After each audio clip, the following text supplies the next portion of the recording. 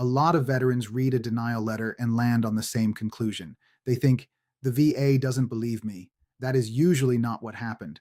Most VA denials come down to one of three evidence gaps, not because the VA doubted you, but because the record didn't clearly prove something it needed to prove. In this video, I'm going to walk you through those three gaps and show you how to figure out which one is hiding in your own decision letter. This is video 4 in the VA decision letter roadmap.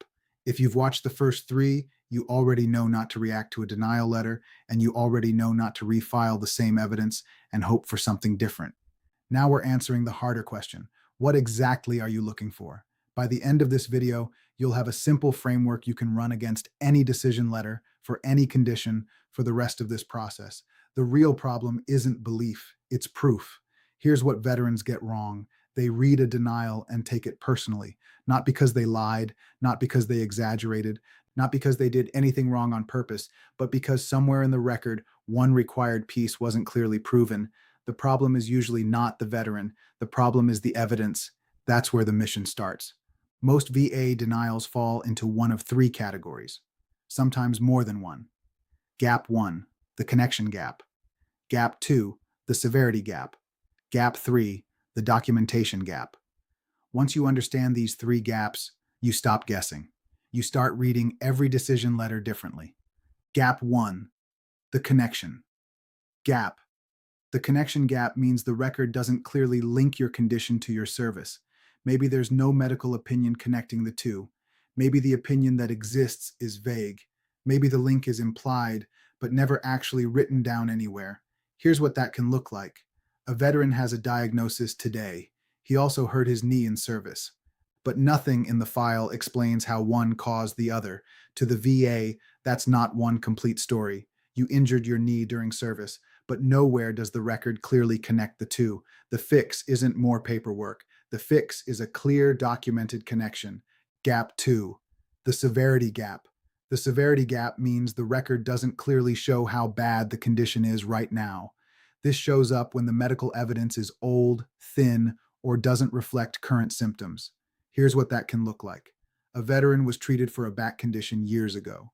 The file has that old record, but nothing recent. So the VA has no clear picture of where things stand today. That sounds small, but it isn't. The VA can only rate what the evidence clearly shows, not what you know is true, what the record shows. Gap 3, the documentation gap. The documentation gap means the record doesn't clearly back up what you say happened.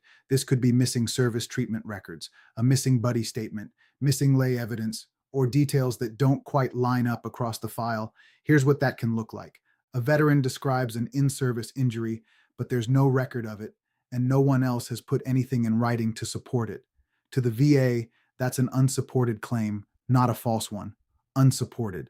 That's the part most veterans miss.